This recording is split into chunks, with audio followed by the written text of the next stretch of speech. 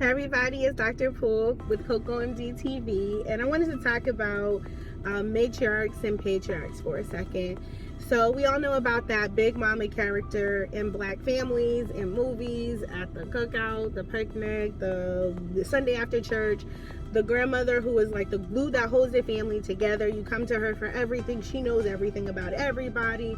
The matriarch. So I was thinking, what is it like to be a man within that matriarch? And is there a conflict that arises as a man who is growing and is maturing, obtaining wealth and wisdom? Does he have difficulty finding a place within that family structure? And I think the answer to that question is yes. And I think that is why someone as polarizing as Kevin Samuel came to prominence and gave voice to many black American men, is because of that. Because, like, I was thinking personally, I have, two sides of, my family. One side is like more like there's a matriarch, and the other side is more of a patriarch. And the men on the matriarch side actually ascribe to Kevin Samuel's philosophies, and like they like love his teaching, and like, yes, everything he's saying is correct. And the men on the other side don't think similarly at all.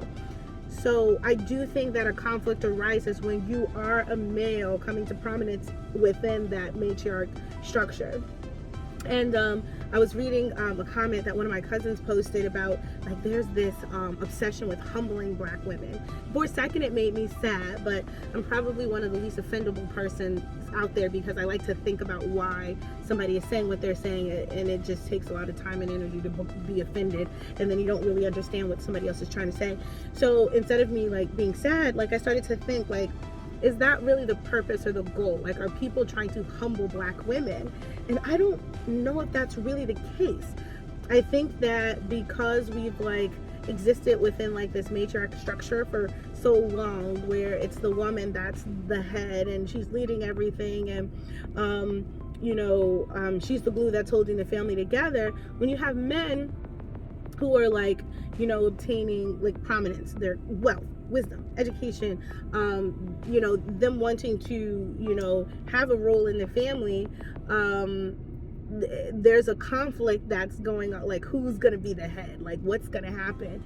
And I think that this is kind of like a natural thing. Like, this is like, the yin and the yang balance coming. So I don't necessarily know if it's like a humbling, as of like, there's just like a shift of things going, and this shift just might be healthy. So let me know what you guys think about this. But I was just kind of had on my philosophical hat this weekend. You guys take care.